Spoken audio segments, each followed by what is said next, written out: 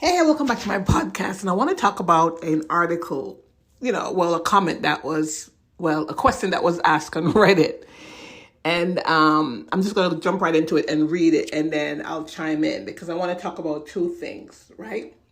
The first thing is the comment. The question was they were asking. This was a husband. I got served divorce papers at my office and rushed home only to find this note on my desk. I am numb. I don't know what to do. I never saw it coming. And the note read that his wife left. My dearest Boo Bear, my dearest Pooh Bear, my dearest Pooh Bear, my honey bunch, sugar plum, my Pooh Boo, my pony pony, my peacock, my panda, my love, my dearest. I have found my happiness across the ocean.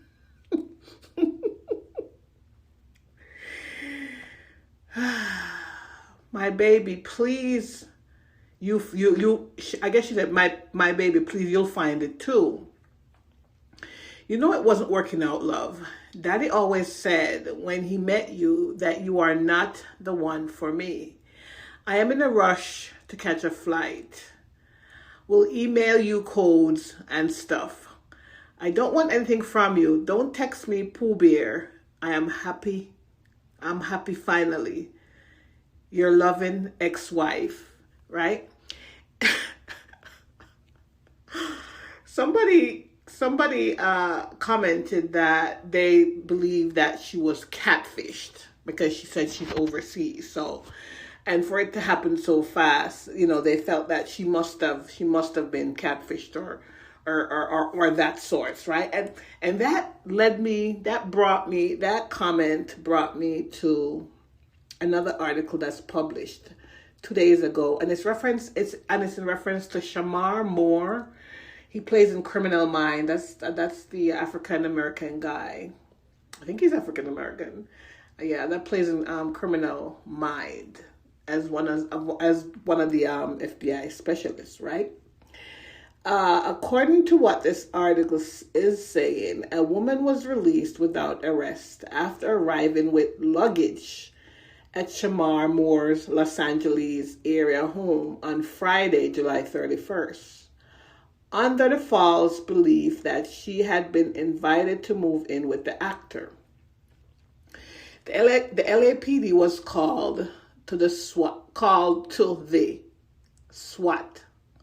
star residence. Isn't he in Criminal Mind? Am I getting it wrong, or is this? I don't know. I thought he played in Criminal Minds too. The LAPD was called to the star's residence around 3:30 p.m. after an out-of-state traveler knocked on his front door. Instead of Moore, his ex-partner and co-parenting Desiree, Dizone answered. Dizone instructed the woman to leave and subsequently contacted law enforcement. I guess she wouldn't leave, so his ex-partner called. She was at his house because they're co-parenting, so she's there, but Shamar wasn't there. Upon arrival, responding officers questioned the woman, who explained that she had no malicious intent. Instead, she had fallen victim to an online romance scam. An online imposter pretending to be Shamar Moore convinced her that they were in a relationship. The persona explicitly told her she could move across state lines to live with him. His ex-partner, who was at the home, requested that the woman not face criminal charges, resulting in her release at the scene. Authorities formally documented the encounter by filing a standard trespass report. No injuries were reported and no further incident occurred at the property. It's kind of disheartening when you hear this, but I want to say a lot of women, and why I was tying this into the comment from the husband that got served when somebody said in the comment that they feel she was romance scammed, she got romance scammed, or she got catfish. I want to this, and somebody even mentioned that we need to bring awareness to these romance scam and women being catfish. And I've talked about it so many times on my podcast, and I want to talk about it again. And let me go over what women should look out for, right? First off, it's possible, everybody's saying that she should, in the comment, that she should have FaceTime. Do you see how technology is set up now? I actually see it. Whereas you're FaceTiming with the person, and they actually have the person that you think you're FaceTiming with on camera. But the way they angle it, it doesn't look like you're actually seeing a full body person, but the face is there. The way they could do it, you actually see an image. You're looking at somebody, basically, but not the real person, but you're looking at the person that you think you're talking to, right? So they know how to do this. So while you're FaceTiming with somebody, you're thinking that's the person. If you're being catfished, you will never know. You won't be able to tell the difference, number one. So number one, when people say, she's stupid because she could have, the way technology is now, it's set up. Whereas when you FaceTime with someone, the person that you think you're talking to is actually on that screen, and it's not them, right? Number two, the passport. When you have to ask for passport, but when you ask for passport, they know how to alter the passport to fit the person that you think you're talking to. And the same goes for the driver's license. So we can't even use those anymore for identification, right? What I did when somebody was trying to catfish me and said he worked for the FBI, I said to him, I need the location of where you work, right? And he said because he was doing undercover, and I'm like, click. And I hit the block button. I don't play around. If they can't, you can't validate. I said, I didn't want no passport. I didn't want no driver's license. And if you're a freaking FBI, I know they're always in the FBI, the military, but I find it funny when men try to catfish me and I turn around being their worst nightmare because they end up blocking me. They end up blocking me because I put them through the ringer, and they can't handle it. So they end up blocking me. So this is why I could tell you from experience that the passport is not 100% either. Driver's license is not 100%. If they can't verify where they work, if you can't verify where they work and actually call a building or call to find out if they actually work there, verify employment, you can, okay. So I would rule out identification. I would rule out rule them out if you can't validate where they work. Rule that out too. And if those three things don't add up, not adding up, then you shouldn't even go further into starting a conversation or having conversations with them. Because let me tell you how it works with the dopamine effect. If you meet a guy online, right? Because most of the time, this is how you're hooking up. And you start having conversations and they love bomb the fuck out of you. When I say love bomb you, you get that morning message, queen, this, that. This one woman got sent breakfast.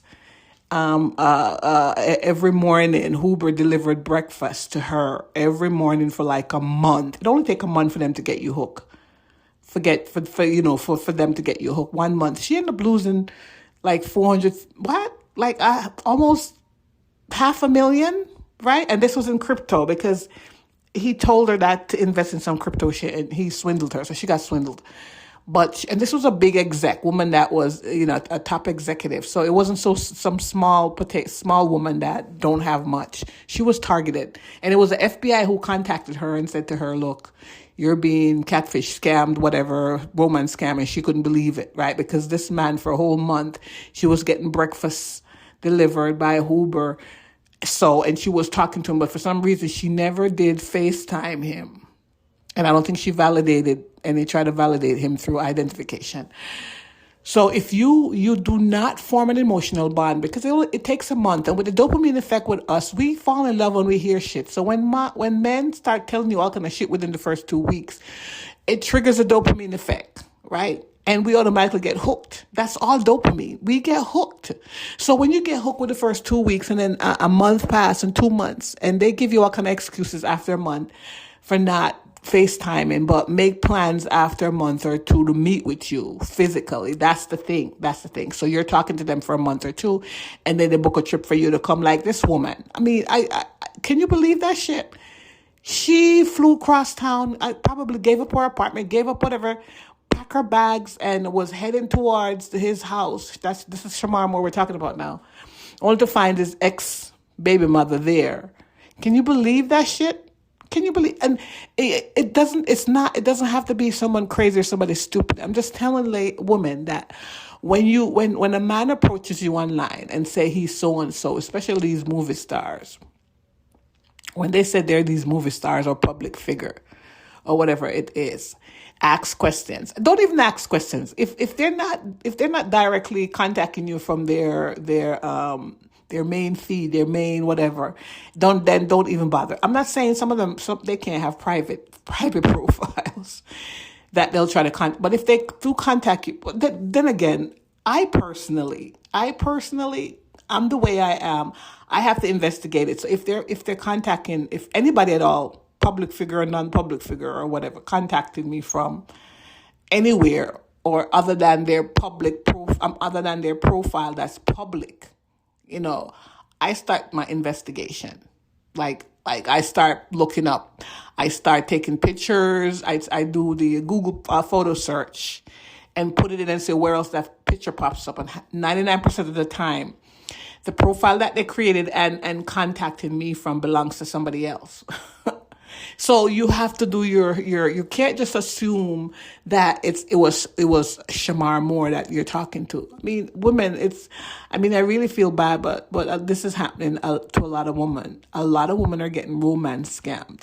And remember, men just don't scam you out of your money. Like the woman that I said, the executive that lost $500,000 in crypto, right? And it was cash that she gave him. And he bought the crypto and he sent her a portfolio every month and she thought this and she thought that. And it was the scammer friend who contacted the FBI because I guess conscious was bothering him, and the FBI contacted her and said, you're being scammed, and she couldn't believe. So now they have her on an AARP commercial talking to elderly women about romance scam, right? So you can't, women, just don't form an emotional bond with them. Whenever the man contact you and said, oh, blah, blah, blah, whatever, do your research first. Just say, you know what, I have to check out what you politely say. I have to check out if you're real, if you're this person, before I could engage in any conversation. You know what's going to happen when you say that? They'll disappear. But once you start conversating and start having conversations, and then they start showering you with whatever the hell, they start love bombing you, you're done for. You're done, because once that dopamine kick in, it's a brain thing. There's no way, once they get you hooked on that verbal or texting or that, just love bombing you, and once that triggers dopamine, you are hooked. You don't even care about if they're real or not, or or to validate them before you go ahead. You're going to go ahead, and then that's when you'll start either sending money or they'll scam you out of your emotions.